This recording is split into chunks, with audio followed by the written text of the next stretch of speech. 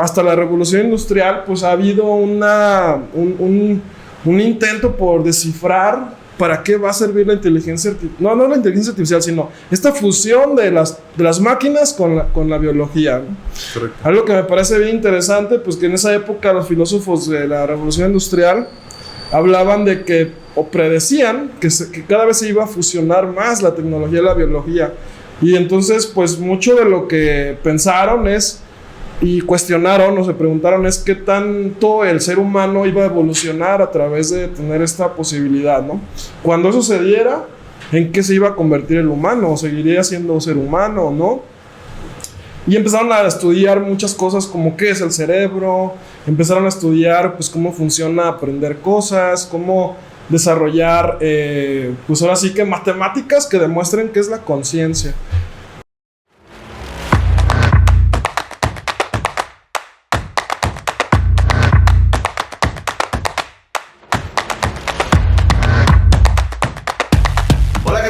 ¿Cómo están? Bienvenidos sean a una emisión más de Hey Cripto, Finanzas y Tecnología. Correcto. Una emisión más, la tercera para ser exactos. Y hoy pues definitivamente nos engalanamos, sacamos la vajilla, el mantel para poder adornarlos, ya que nos acompaña el máster de Metaverso. Pero voy a conceder el beneficio para mi compañero y amigo Fabricio, para que haga la presentación de nuestro gran amigo e invitado. Claro que sí, pues primero que nada, bienvenidos, y tenemos hoy un súper invitado, un gran amigo, un gran hermano que hemos coincidido en muchos temas, coincidimos en muchas formas de pensar, siempre cada quien con su perspectiva, pero más que nada darle la bienvenida a nuestro gran amigo Miguel Marín, un crack de todo el tema de inteligencia artificial y metaverso y fundador de la gran comunidad Metaverso México. Aquí nada más. Bienvenido, amigo.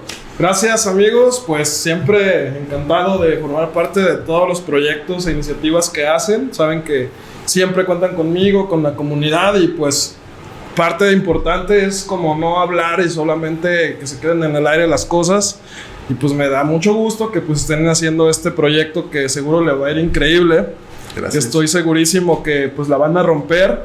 Y pues bueno, qué mejor que en vez de decir que hacer las cosas. Y esto es parte de hacer comunidad y de crear cosas padres. Entonces, pues un honor también para mí visitarles hoy y ser parte de este proyecto, ¿no? Bien, pues bienvenido. Y mira, pues definitivamente platicamos tras bambalinas que realmente no tenemos un guión, no tenemos un estereotipo. Este podcast surge para charlar, para platicar entre amigos sobre lo que está generando ruido, sobre lo que está haciendo historia, que es pues, la tecnología, cripto, inteligencia artificial, metaverso, realidad virtual. Y bueno, pues sabemos que mucha gente tiene inquietud por conocer sobre la inteligencia artificial. Y yo creo que a veces tenemos una idea errónea, como en muchas situaciones, como lo que pasa con las criptomonedas, como lo que pasa con el metaverso. Le sucede lo mismo a la inteligencia artificial, que la encasillan con el ChatGPT y con este tipo de aplicaciones. Pero Miguel, nos gustaría que nos platicaras realmente, tú desde tu perspectiva, ¿qué piensas? ¿Cómo ves la inteligencia artificial? Y cómo apunta para 2025, porque realmente está evolucionando de manera constante, pero tu punto de vista, tu perspectiva, ¿cuál es? Pues bueno, vamos a hablar un poco sobre, pues no tanto como la historia, pero sí un poco como tal vez la filosofía que hay detrás, y también pues eso, evidentemente, así como el arte, la política, todas las cosas que son innovaciones durante la historia, pues corresponden a los hechos que pues está viviendo la gente en ese momento, ¿no? Vamos a hablar, por ejemplo, de que no es como solo de esta época, sino que tenían ideas de utilizar pues robots o autómatas en otras épocas, ¿no? Por ejemplo, algo interesante pues que se usaba en el siglo XVII, pues imagínate las cortes, ¿no? Como tipo Luis XIV, donde pues en Francia se reunían pues los especialistas para aconsejar a los reyes, ¿no? Entonces había gente que pues estaba como juez, había pues el que estaba de militar, ¿no? El que estaba en los temas de la tesorería. Y algo que como digamos como una primera manera en que se representó la inteligencia artificial o es parte de la historia de cómo se ha creado, pues es que utilizaban como unos robotcitos que funcionaban como con relojes, como con mecanismos de reloj, ¿no? Que le llamaban autómatas. Entonces había como juguetes que pues los jueces tenían como un pato, imagínate que pues le daban cuerda y hacía como que hacía que comía frutas y tenía unos mecanismos internos que hacía que hasta pues hiciera popó, ¿no? Así. Pero era un juguete, o sea. Y de ahí pues han ido hasta la revolución industrial, pues ha habido un intento por descifrar para qué va a servir la inteligencia artificial. No la inteligencia artificial, sino esta fusión de las máquinas con la biología, ¿no? Correcto. Algo que me parece bien interesante, pues que en esa época los filósofos de la revolución industrial hablaban de que, o predecían, que cada vez se iba a fusionar más la tecnología y la biología. Y entonces, pues mucho de lo que pensaron y cuestionaron o se preguntaron es qué tanto el ser humano iba a evolucionar a través de tener esta posibilidad, ¿no? Cuando eso se diera, ¿en qué se iba a convertir el humano? ¿O seguiría siendo ser humano o no? Y empezaron a estudiar muchas cosas como qué es el cerebro, empezaron a estudiar pues cómo funciona aprender cosas, cómo desarrollar pues ahora sí que matemáticas que demuestren qué es la conciencia. Y algo que me parece interesante pues es que ya en el siglo XX, cuando estaban las guerras mundiales, y pues esto también va muy acompañado de lo que es pues no sé si vieron la película del código Enigma, ¿no? Que es de Alan Turing, o sea, donde pues era como una manera de descifrar los códigos de los nazis. Okay. O sea, tenían como una máquina que era una como computadora que encriptaba mensajes de coordenadas donde iban a atacar pues en el mar o en tierra, ¿no? Entonces, cuando empieza a surgir como toda esta industria de la electrónica, empiezan a darse cuenta de que detrás de toda esa criptografía pues había matemáticas, y a alguien se le ocurrió como, ¿y por qué no hacemos máquinas que a través de cálculos y electricidad pues puedan descifrar esos mensajes? Y entonces es ahí donde Alan Turing pues crea las máquinas de Turing, así se llaman.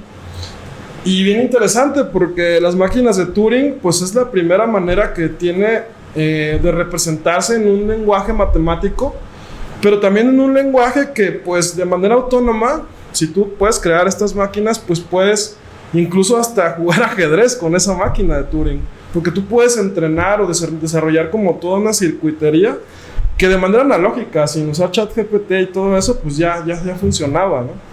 Entonces es así que descubren cómo, digamos, hackear el código de los nazis. Descubren como las palabras con las cuales encriptaban los mensajes, y pues eso hizo que ganaran la guerra, ¿no? O sea, la redujeran creo que como 10 años, es lo que calcularon, porque sabían en dónde iban a atacar o cuáles eran sus estrategias militares. Y bueno, pues ya de ahí, en los 60s, pues hay como este concepto, ya que la gente que hace ciencia ficción, pues se mete al tema de, oye, si existen robots, y ahí es donde se empieza a usar como un concepto ya de una máquina que pueda emular los comportamientos de las personas.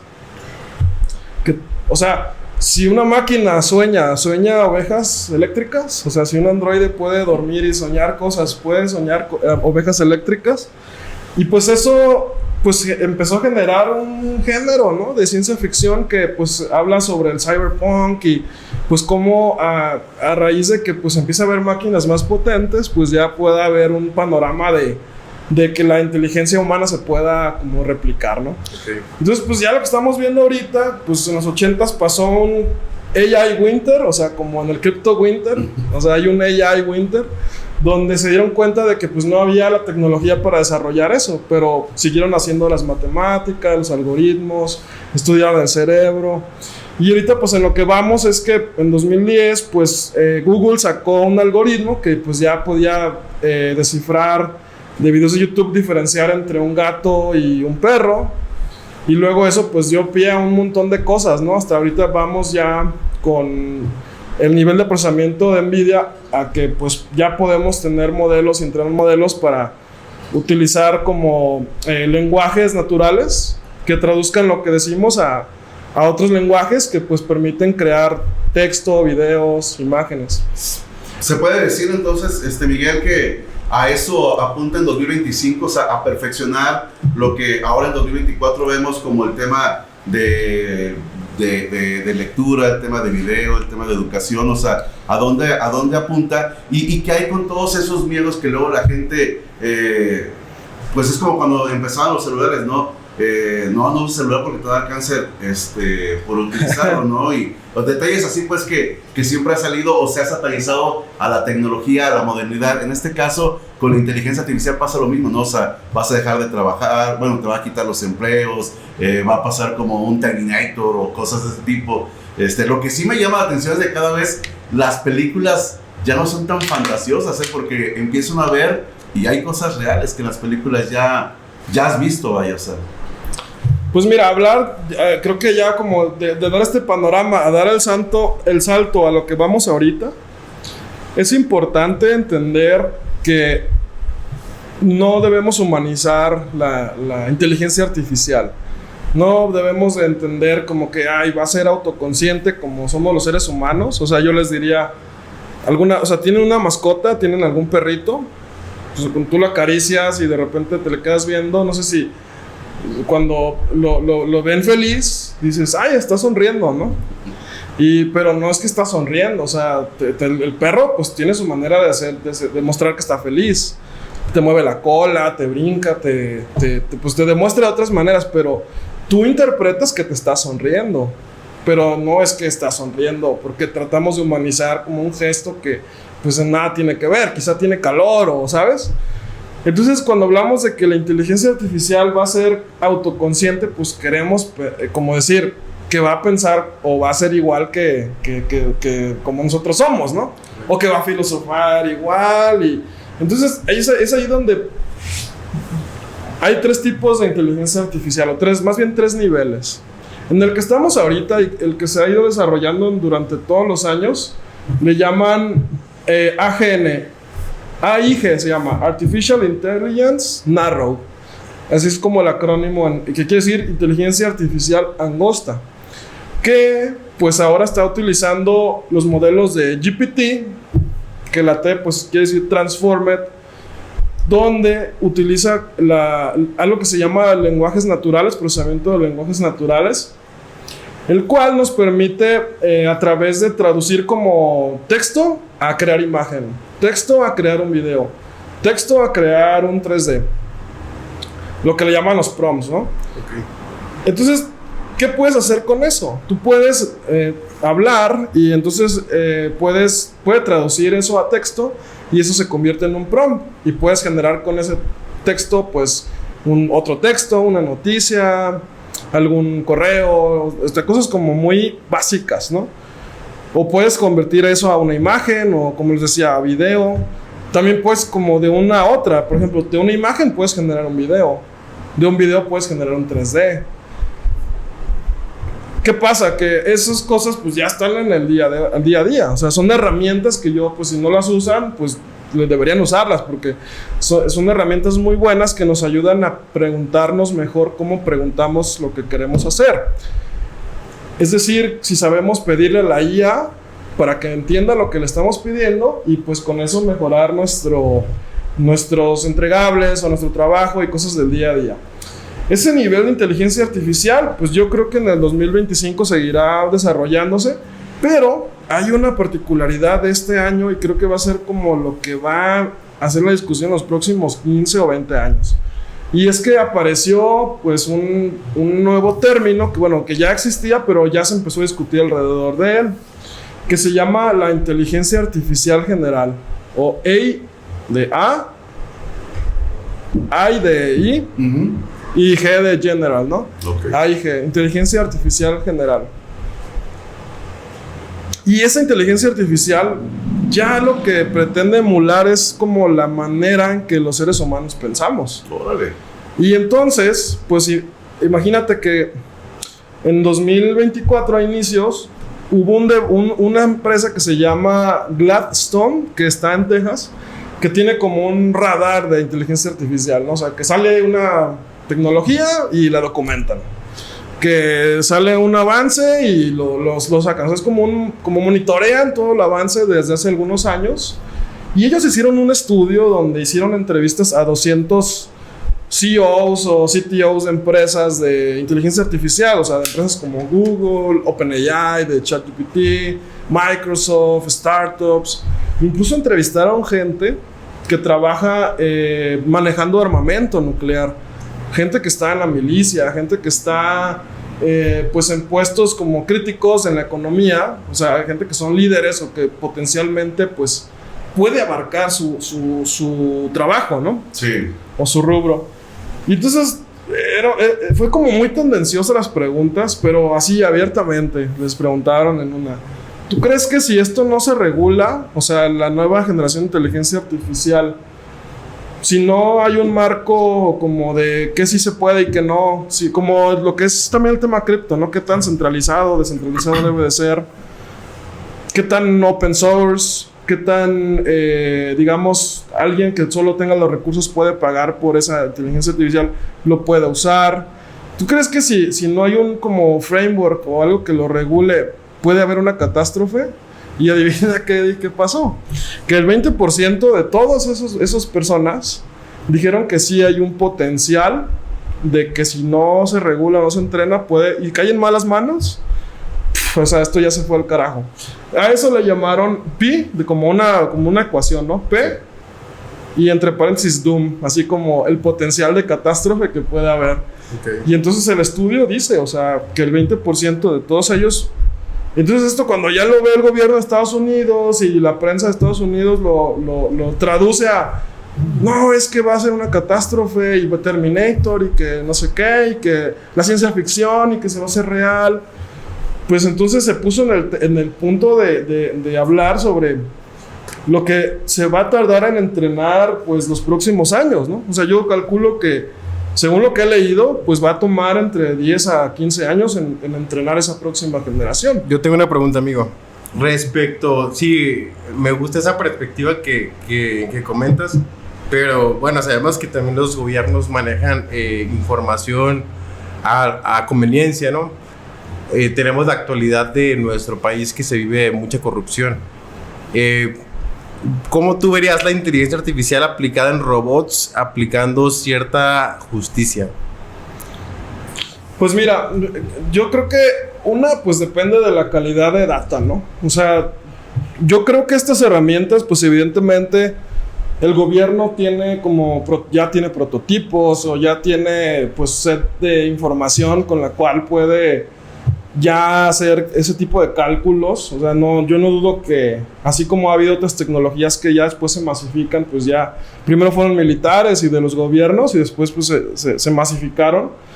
Yo creo que pues el tema, por ejemplo, de los cibergobiernos o no sé, como tecnogobiernos capitalistas administrados por una inteligencia artificial, pues ya la gente que ha estado como haciendo storytelling o libros alrededor de eso, pues ya tienen como una visión de que...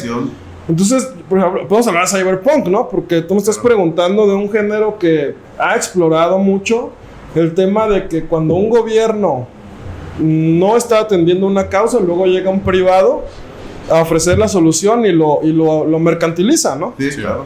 O sea, como es el capitalismo realmente, pero llevado a una esfera que no ha llegado aún, que es high-tech. O sea, tenemos hologramas, tenemos inteligencia artificial, tenemos blockchain, todo ese rollo, pero un low life, ¿no? Una muy baja calidad de vida. Entonces, en estas distopias, en estos géneros, todos lo que coinciden es que pues sigue habiendo corrupción, sigue habiendo ricos y pobres, sigue habiendo... Y entonces esas herramientas se vuelven como una manera de instrumentalizar y digamos, perpetuar el poder. Pero yo creo que independientemente de eso, o sea, también es difícil creer que el implementar este tipo de, no sé, inteligencia artificial realmente vaya a erradicar el tema de la corrupción, porque al final de cuentas, pues se tiene que alimentar de algún lado, ¿no? Digo, al final de cuentas, no es así como que un ente con vida y que se manifieste solo. Digo, probablemente a lo largo de los años vaya a adquirir esta capacidad, pero de entrada, pues ¿qué es? Es data, ¿no? O sea, hay que estarse alimentando, o sea, para que pueda llegar a esto, ¿no? Entonces yo creo que a tu pregunta, según mi percepción, pues yo creo que no estaríamos exentos de que pudiera ser manipulable y pudiera de todos modos pues ser la misma situación, o sea. Sí, porque al final yo creo que en esencia yo no quiero asegurar que naturalmente somos corruptos o no, o tenemos como defectos de fábrica, ¿no? O sea, o defecto ya de diseño, ¿no? Estamos diseñados para ser así, ¿no? No creo que sea de esa manera, pero una de las constantes que yo veo, por ejemplo, es que evidentemente pues gran parte de la corrupción en el mundo está institucionalizada, ¿no? O sea, cuando tú hablas de un tema de delincuencia organizada, narcotráfico, o sea, antes de entrar aquí al podcast hablábamos de que pues el crimen organizado no solo es el narcotráfico, ¿no? Sino son mafias que se apoderan de nichos de mercado, de servicios de recolección de basura, de taxis, y facturan, y entonces está como todo legal, pero pues son mafias, ¿no? Que son sindicatos muchas veces, y que tienen una cota de poder, y pues que a ellos no les conviene que haya un Estado de Derecho. Entonces yo creo que el tema radica más bien como en las malas prácticas que tienen los países y que no haya un Estado de Derecho real, ¿no? Sí. Yo siento que hay un tema pues como muy importante, que pues la inteligencia artificial en malas manos como eso, pues claro que va a generar que problemas, cada vez, ¿no?, es más difícil, o está pasando el fenómeno que cada vez es más difícil hacer corrupción por las herramientas que actualmente existen, ¿no? Imagínate cuando esté bien implementado, que puede tardar bien años, pero implementar blockchain a procesos de gobiernos, que bueno, obviamente hay gente que no quiere, gente que sí, pero cada vez va a ser más complejo, aparte que cada vez se puede exhibir más fácil ese tipo de corrupción, y la gente pues está cansada, es real. Hay que tener esperanza también, ¿no? Porque no tenemos que caer ni en el positivismo tóxico ni en el negativismo, ¿no? De que pues ya estamos así y pues estamos jodidos, ¿no? Porque creo que si uno está bien, el de al lado puede estar bien, y si el de al lado está bien, tú puedes estar bien. Entonces creo que el cambio está en uno. No podemos echarle también o esperanzarnos todo en el tema a gobiernos o a iniciativas privadas, sino que en uno. Entonces a mí se me hace bastante interesante, amigo, todo este tema. Pero, perdón, yo siento énfasis en algo que decía Marín. Sí, o sea, vemos con el tema de que decíamos que blockchain podría ser difícilmente de violar, y han surgido situaciones que no han sido así. Hay criptomonedas falsas. Creo que aquí es un tema más bien, ya si nos ponemos en una onda filosófica, del ser humano, ¿no? O sea, quizás podrá salir lo malo, pero también sale lo bueno, y sale lo bueno y sale lo malo, ¿no? O sea, no sé, creo que es un tema que nos da para más. Me gustaría, no sé, también desde tu perspectiva, ¿cuáles consideras tú que sean las 5 mejores cosas, formas en donde pueda aportar más la inteligencia artificial, y cuáles son las 5 donde pues, realmente podría ser lo negativo de esta nueva tecnología? Pues mira, hace poco me entrevistaron en el financiero Bloomberg en un programa de una periodista pues muy reconocida que se llama Ana María Salazar, que les mando un saludo. Ella es especialista en los temas de seguridad nacional, ¿no? Eso, pues tiene una especialidad en Harvard de eso. Órale. Y pues una de las cosas, precisamente, digo, como que quiero hablar de los efectos no deseables, vamos a llamarle así, ¿no? Sí. Todo tiene efectos deseables y no deseables. No todo, como dice Fabricio, pues va a ser positivo o negativo, ¿no? Siempre que haya alguna disrupción o herramienta, pues va a haber cosas buenas y malas, porque pues así como hay maneras de interpretar la realidad, pues así también de usarla, ¿no? Entonces, hablando de este tema de la inteligencia artificial general, o sea, yo creo que uno de los potenciales problemas es si se entrena como con mecanismos de seres humanos, o sea, que piense, o que más que piense, que se comporte, ¿no? Uh-huh. Vamos a hablar de un tema que es como sobrevivir. Ok. ¿Qué quiere decir sobrevivir? Pues, o sea, para un ser humano, pues en una situación de riesgo, pues le cambian los valores, ¿no? O sea, empiezas a ponderar unas cosas más que otras, porque eso te va a ayudar a sobrevivir. Quizás sacrificas la moral o sacrifiques otras cosas para sobrevivir, ¿no? Imagínate que la IA se le entrena con un mecanismo así, para que sea resiliente, aprenda de ciertas maneras, o que también aprenda como a difundir pues noticias falsas, porque dicen, es que ya la vamos a pagar, ¿no? Y se entrena para que o aprende cómo replicarse, ¿no? O aprende cómo crear noticias falsas para que no la paguen, porque se vuelve dependiente el ser humano de eso. Sí, yo creo que a mí me gustaría pensar que uno de los efectos no deseables es más bien como la conciencia de las personas de que para qué sirve. Yo veo mucho el tema, por ejemplo, de que las personas no tenemos una cultura, por ejemplo, de esa... Bueno, no sé, creo que a Fabricio ya no le tocó, ¿verdad? Pero nosotros creo que cuando estábamos en la escuela todavía nos tocaban las materias de filosofía. Sí. Donde en la prepa, o sea, te ponían a cuestionarte, te enseñaban a pensar, a tener una curiosidad legítima por llegar al fondo de una cuestión, ¿no? Preguntarte por qué. Eso desapareció, o sea, quién sabe por qué ya no ponderan, o por qué no es tan importante, ¿no? Pero ¿qué pasa? Que la IA, en lo que ahorita estamos utilizando, entre mejor sepas preguntarle, más fácil te va a resolver algo, ¿no? Pero eso no es lo importante la respuesta, sino la pregunta que te lleve a encontrar esa respuesta. Y yo veo mucho el que depende también de un gran criterio, que tú sepas preguntar cosas todavía más grandes. O sea, me gusta mucho pensar en que más vale como una respuesta bien a una pregunta aproximada que una respuesta correcta a una pregunta que está mal.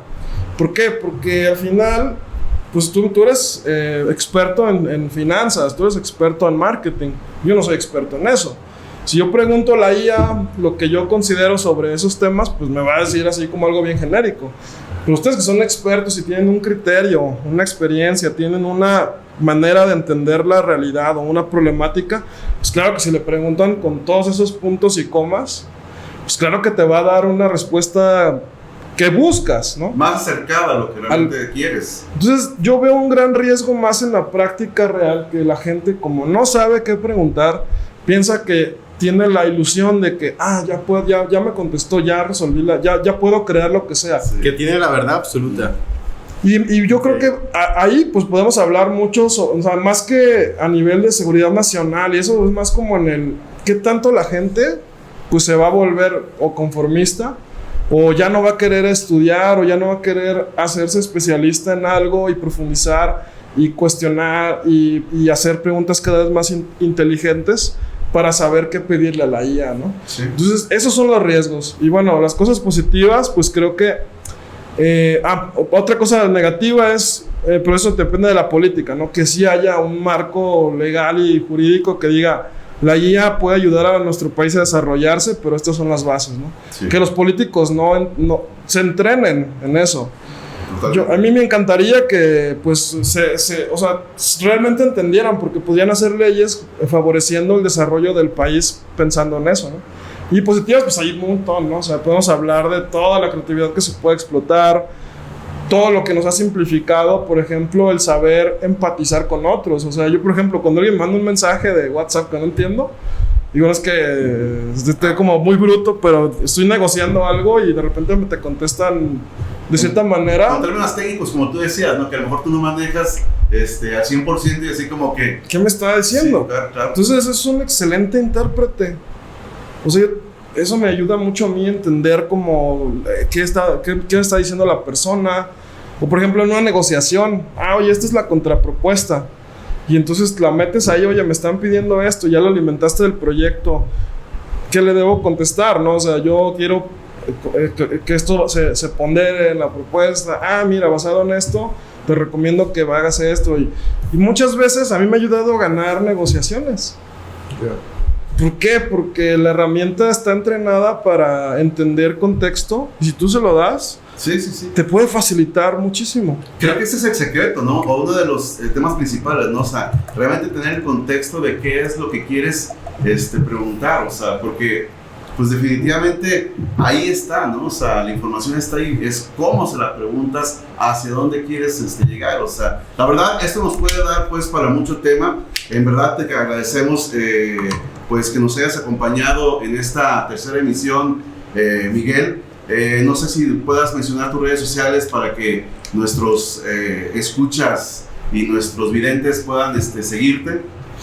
Claro, pues me encuentran en todas las redes como Mike Mo o Mike MO, Instagram, Facebook, Twitter, ajá.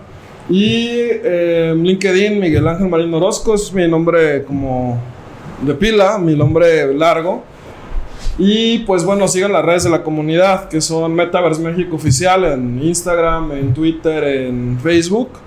Y bueno, pues ya si quieren unirse al grupo, pues escríbanos un mensaje y ya les pasamos ahí la liga, ¿no? Que no es obligatorio, no metemos a nadie al grupo, sino simplemente cuando alguien tiene la intención, pues le mandamos el link y ya tú te unes, ¿no? Genial. Y Fabricio, ¿cuáles son las redes sociales de...? Bueno, síganos en BCM Avatar, estamos en Instagram, de igual forma estamos en Facebook y en YouTube, estamos ahí literalmente como BCM Avatar, acompañándonos en X también. En todas las plataformas son contenidos diferentes, entonces explórenlas, interactúen, que se pueda haber contenido bastante agradable para todos ustedes. Una última pregunta que no te la tengo que hacer: ¿cómo a nivel educativo, cómo la universidad o el profesor se dará cuenta que le están entregando una tarea hecha por ChatGPT? Bueno, pues regularmente pues ya incluso hay software que detecta si el texto está generado con IA, ¿no? Ok. O sea, igual ahí les ponemos como unos links de algunas páginas que pueden como igual pues un copy-paste de lo que pues quieren validar y pues ya les dicen, ¿no? Oye, pero de una parte yo creo que, yo tengo, quien me platica sobre esos temas en la universidad y cómo los maestros han podido detectar. Aquí saludo a Marco Aurelio, el doctor Marco Aurelio, y él me decía, es que no, o sea, de volada identificas cuando es con ChatGPT. Le digo, ¿por qué?